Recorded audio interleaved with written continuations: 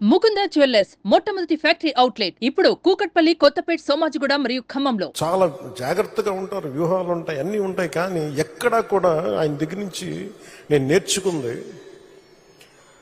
కించిత్తు అధైర్యం లేదు, భయం లేదు ఆయన దగ్గర.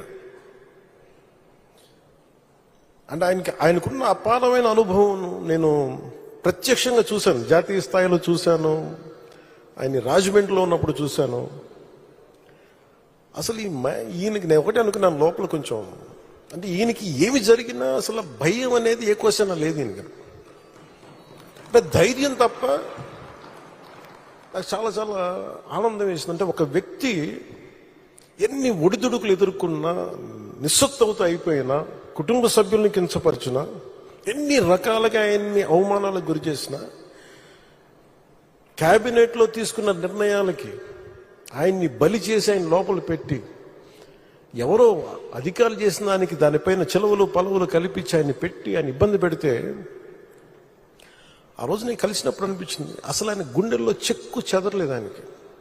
ఆయన ఒకటే ఒక మాట అన్నారు, this is way of life, politics అది ఇట్లాగే ఉంటుంది, మనం భరిస్తాం ముందుకెళ్ళడం. నాకు అనిపించింది నేను ఆయన అలాంటి వ్యక్తి పక్కన ఉండి అడ్మినిస్ట్రేషన్ ఒకటి నేర్చుకోవడం,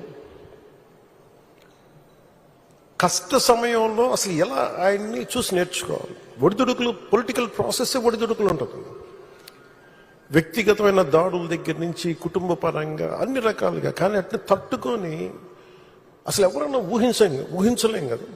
ఒక 53 రోజులు ఆయన్ని పెట్టి అలా ఉంచితే, నన్ను షూటింగ్లు చేయమంటే నేను చేయలేకపోయావాడిని. తప్పు సంకేతాలు వెళ్ళిపోతాయని నేను డేట్స్ ఇచ్చినా కూడా నేను ఆపేస్తాను ఆ రోజు.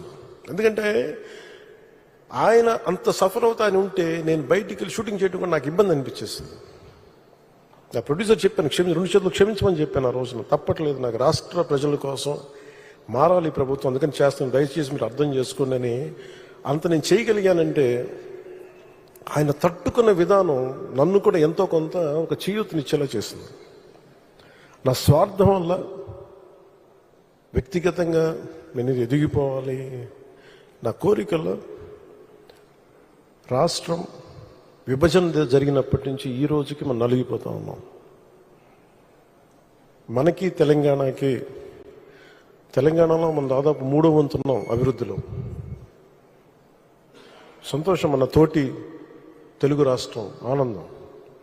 మనం పోటీ పడాలి, ఎదగాలి అంటే అనుభవం, పొలిటికల్ ప్రాసెస్లో అనుభవం ఒకటి చాలా చాలా కీలకమైంది. తెలివితేటలు ఉండొచ్చు, అన్నిటికంటే కూడా అందరినీ సమన్వయపరిచి, అందరినీ ఆకట్టుకోగలిగి, అందరినీ ఒక దారిని పెట్టగలిగి, కొంత మెత్తదనంతో మందలిస్తూ, కొన్నిసార్లు గట్టిగా చెప్తూ, అలాంటి నాయకుడు వెంట ఆయన నాయకత్వంలో మేమందరం పనిచేయటం నాతో సహా చాలా చాలా నాకు ఆనందంగా ఉంటుంది. సుమన్ టీవీలో మీ పర్సనల్ అండ్ బిజినెస్ ప్రమోషన్స్ కోసం కింది నెంబర్కి కాంటాక్ట్ చేయండి.